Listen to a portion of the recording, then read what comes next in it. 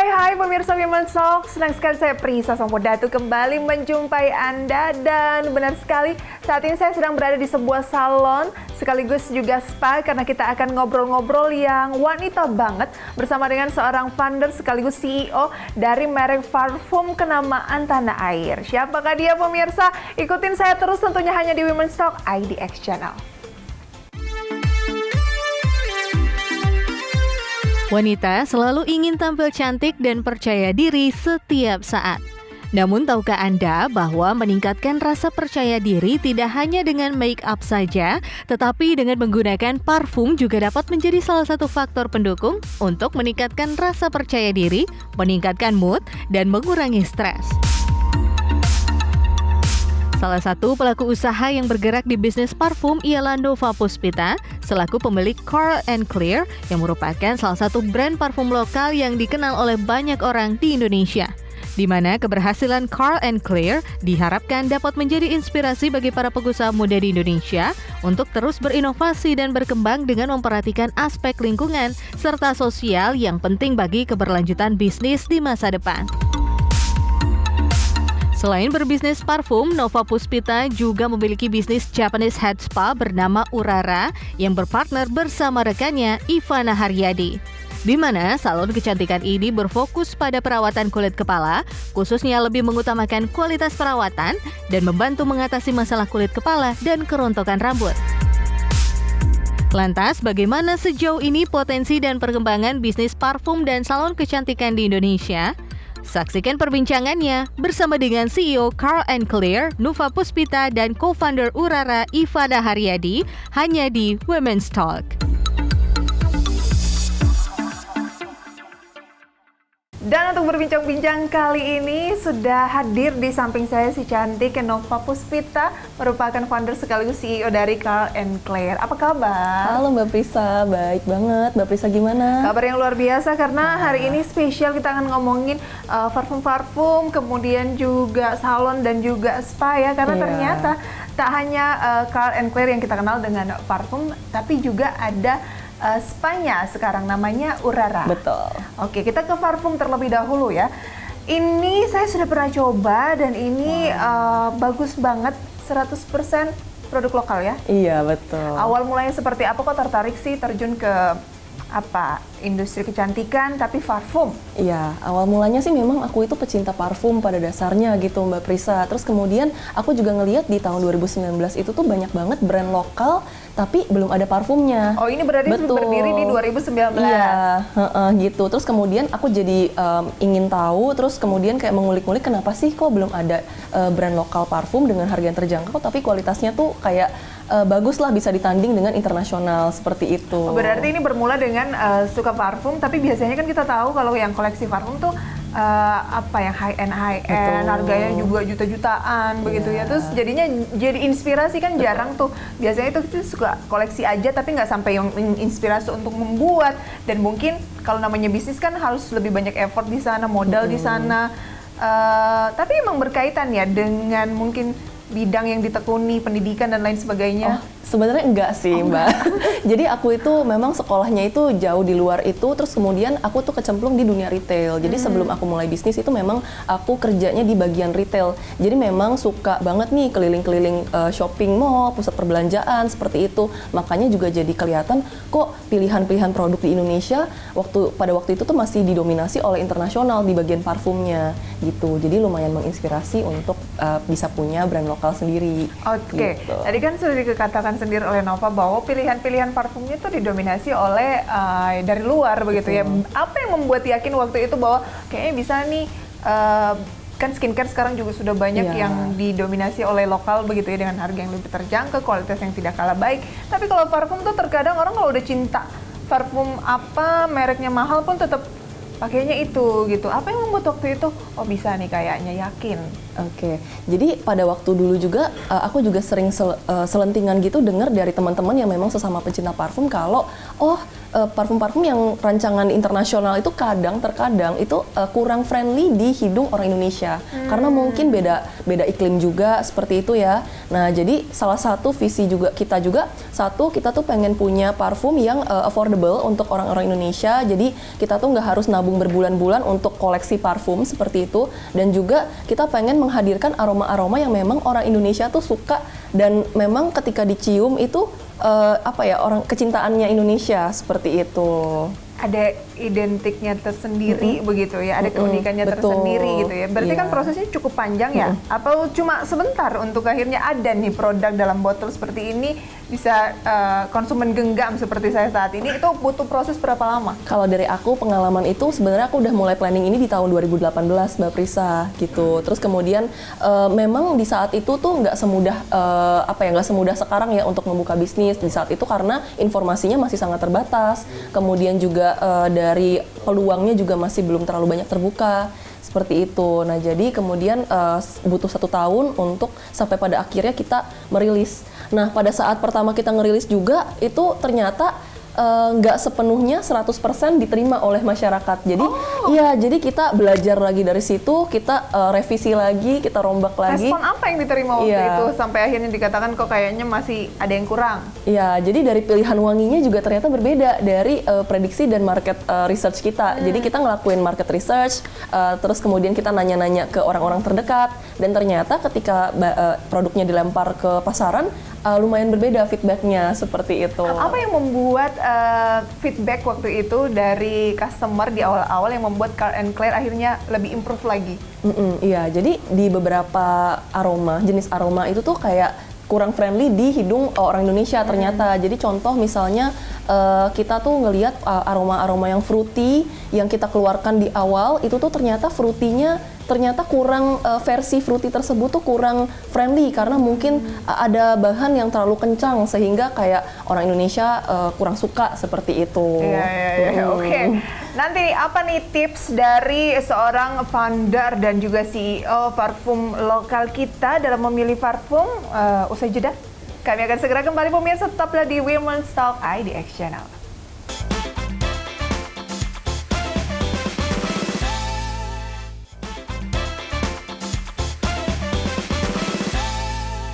Terima kasih pemirsa, Anda kembali bersama kami dan kita masih akan berbincang di Women's Talk kali ini bersama dengan founder dan juga CEO dari Carl & Claire, ada Nova ya. Halo. Oke, suka dukanya dari 2019 sampai sejauh ini sudah hampir 4 tahun ya? Iya, betul. Suka dukanya apa? Oke, kalau dari sukanya, kita suka banget kalau ternyata brand kita itu bisa diakui, diapresiasi oleh banyak orang di Indonesia, dan menurut aku ini tuh sebuah penghargaan juga dan juga kehormatan buat kita bisa punya kesempatan ini. Kalau dukanya sendiri, memang kita tuh udah melalui banyak fase ya, meskipun kalau bisa dibilang bisnisnya baru 4 tahun, masih kayak terbilang pendek, tapi kita melewati sesi pandemi, terus kemudian pasca pandeminya sampai sekarang gitu. Nah, itu merupakan masa-masa yang dimana sangat fluktuatif gitu buat Carl & Claire dan buat aku sendiri. Oke, kalau untuk mengetahui begitu ya kemajuan dari Carl & Claire dari jumlah produksinya kah dibandingkan dengan beberapa tahun yang lalu, itu sejauh ini sudah seperti apa, dan mungkin sudah ada di toko-toko mana saja, sudah sangat bisa dijumpai di semua mall atau bagaimana? Oke, ya sebenarnya ada beberapa hal yang memang kita ukur gitu ya di setiap tahunnya. Yang pertama tentunya jumlah produk yang dibeli oleh orang itu seperti apa. Nah, dari situ kita turunkan ke berapa orang sih yang membeli kembali, karena itu yang menentukan sebuah produk atau sebuah brand itu apakah benar-benar diminati ketika customernya tersebut tuh loyal terhadap brand itu gitu. Terus kemudian juga dari jumlah channel penjualannya juga, karena kita tuh dari Carl & Claire tuh pengen banget produk kita tuh ada semudah-mudahnya bisa didapatkan oleh orang-orang gitu. Oke, udah ada di toko hijau, toko oranye. Yeah. Kadang kalau ada review-review kan saya perhatikan kan ya namanya pembeli ya, reviewnya beda 5.000, reviewnya udah seperti apa, kemudian juga mungkin ketahanannya juga dilihat ya, packagingnya juga menjadi perhatian, promonya juga seperti apa. Nah, itu bagaimana untuk tetap bisa improve, kemudian juga bisa menyesuaikan kondisi market, terkini gitu. Itu agak sulit nggak? Ya, sebenarnya kalau di awal pada saat masa aku baru-baru bikin brand ini tuh sempet ada beberapa masa yang bisa dibilang tuh aku jadi down gitu karena down juga? iya, karena melihat kok kayaknya brand aku dikritiknya banyak seperti ini seperti itu. Tapi setelah aku refleksi kembali, ternyata sebenarnya lebih banyak positifnya dibanding kritik negatifnya. Dan juga aku melihat brand itu kan adalah persepsi, jadi orang itu menerima apa sih dari apa yang kita sampaikan seperti itu kan. Nah, berarti kalau misalnya ada dari persepsi yang mungkin kurang sesuai dengan yang aku inginkan, berarti itu adalah hal yang harus aku ubah. Itu adalah PR dari aku nih sebagai business owner untuk bikin itu tersampaikan, poin positifnya tersampaikan gitu. Berapa produksinya sih sebulan? Kalau sebulan itu nggak tentu ya, tapi kira-kira di range 10 ribuan piece. 10.000. Iya. Dan itu mengalami peningkatan dibandingkan mungkin akhir tahun lalu? Betul. Jadi untungnya sih dari KM Claire dari pertama kita berdiri tiap tahun tuh selalu meningkat. Baik, sementara satu ukuran ya? Sekarang punya 2.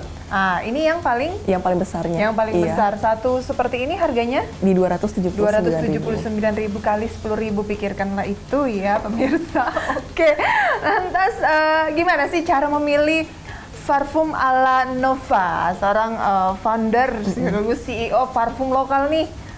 Oke. Apa tipsnya? Oke, tips aku sebenarnya simpel aja sih. Yang pertama tuh kita nggak perlu melabelkan kita tuh sukanya parfum apa, yang tidak suka parfum apa. Jadi contoh kita sebut satu ingredient misalnya aroma bunga gitu ya. Nah misalnya kita sudah melabel aroma bunga dan kita bilang kita nggak suka misalnya seperti itu. Nah tapi kita tuh akan banyak melewatkan mungkin kreasi-kreasi parfum bunga yang lain yang ternyata bisa jadi kita suka gitu. Jadi keep exploring aja, terus kayak tetap taruh pikiran yang terbuka seperti itu, open minded, dan terus jangan bosen untuk kayak nyari-nyari sih apa yang kita suka, apa yang kita nggak suka. Nanti lama-lama tuh kelihatan nih polanya atau patternnya tuh kira-kira nih kita tuh nggak suka sama aroma yang misalnya contohnya seperti apa gitu. Karena terkadang kita baru nyobain satu, tulisannya apa tuh, jadi kita kepikiran sebenarnya aku nggak cocok, padahal mungkin ada campuran apa dengan apa dan dengan apa ya yang sebenarnya kalau kita terus explore akhirnya ketemu ini nih yang paling tepat. Oke. Nah, nanti kita mau ngobrolin selain parfum Carl and Claire juga ada spanya nih yang lokasinya saat ini sedang kita tempati, namanya Urara, bersama dengan ada partnernya juga. Betul. Dengan siapa nanti? Dengan Ivana, partner aku. Ivana Nova dan Ivana. Usai jeda pariwara berikut pemirsa, tetaplah di Women's Talk IDX Channel.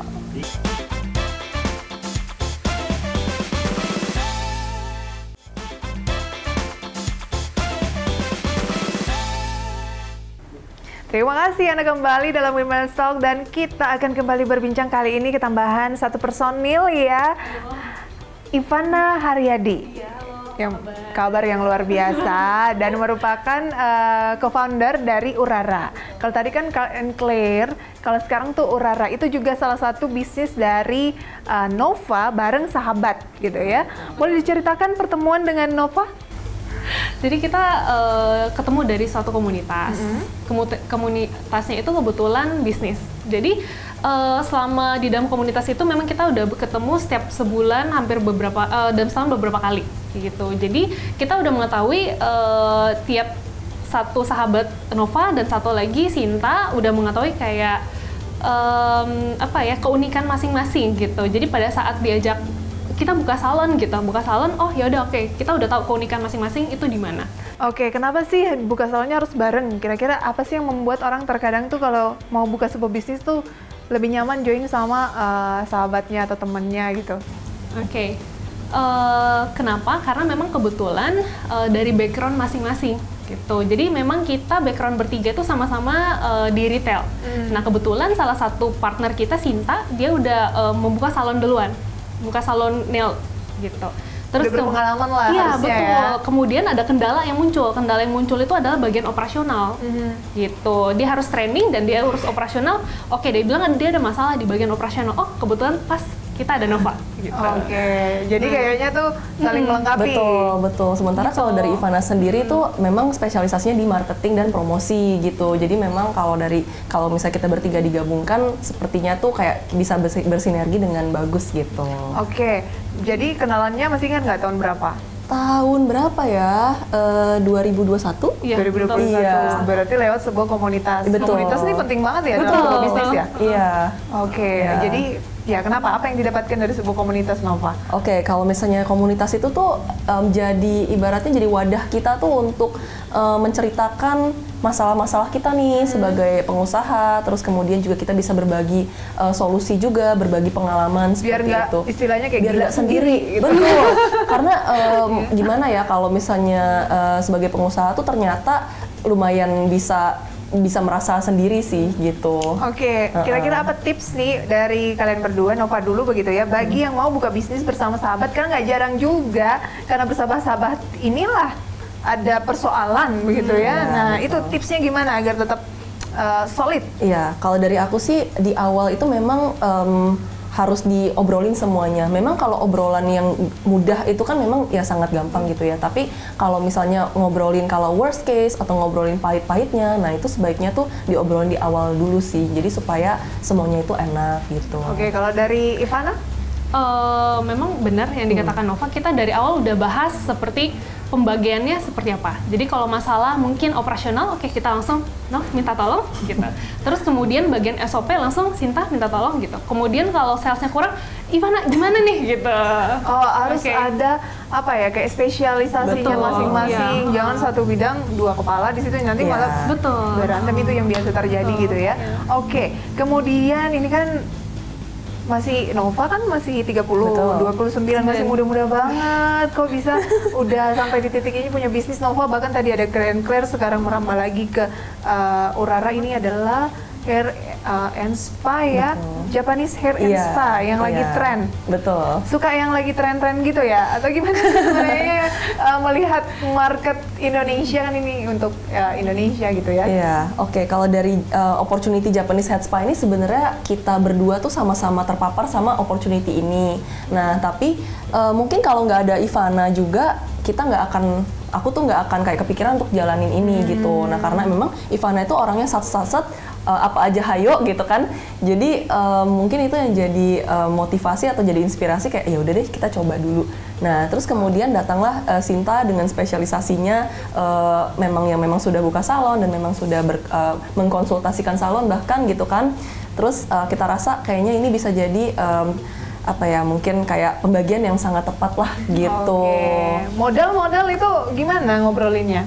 Modal kita ngobrolin di awal sih gitu pembagiannya gitu. Oke, jadi ada pembagiannya masing-masing. Betul. Pokoknya communication is the key lah Betul. ya. Harus buka-bukaan, Iya. terang-terangan dari awal bakalan seperti ini biar nanti kalau berjalan tuh ya itu tadi masih tetap solid begitu ya. Iya. Apalagi nih dari Ivana mungkin yang belum tercapai resolusinya ke depan dalam bisnis maupun juga pencapaian pribadi ya. Oke. Untuk menginspiring kita semua.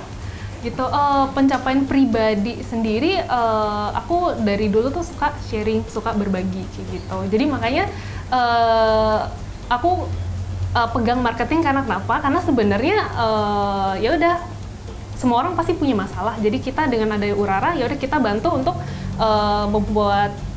membantu menyelesaikan problem orang kayak gitu. Jadi masalah hair gitu. Jadi kita lebih pengen bantu orang-orang yang punya masalah, terutama wanita ya gitu. Tentang hair fall, terus kemudian mungkin ada ketombe kayak gitu.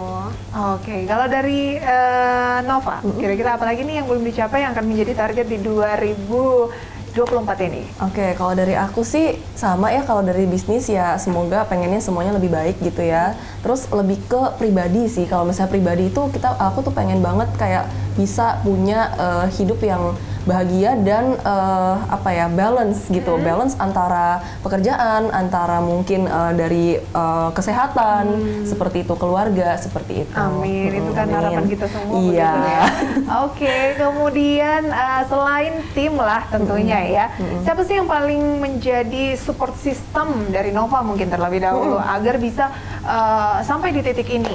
Oke, kalau dari aku sih keluarga dan teman-teman sih gitu, karena memang kalau udah mumet di pekerjaan biasanya kalau udah pulang kayak aku tuh merasa keluarga dan teman-teman tuh kayak adalah sebuah safe space buat aku untuk bercerita, berbagi seperti itu. Apa yang dilakukan keluarga dalam hal mengembangkan Carl and Claire dan juga Urara? Sebenarnya sih cerita aja sih, mendengarkan aja sih, tapi dengan kayak mereka mendengarkan itu tuh bisa bikin aku tuh lebih lega dan pada akhirnya mungkin semua unek-uneknya keluar, akhirnya pikiran tuh lebih clear. Oke, gitu. kamu kan dulu di retail ya? Iya, betul.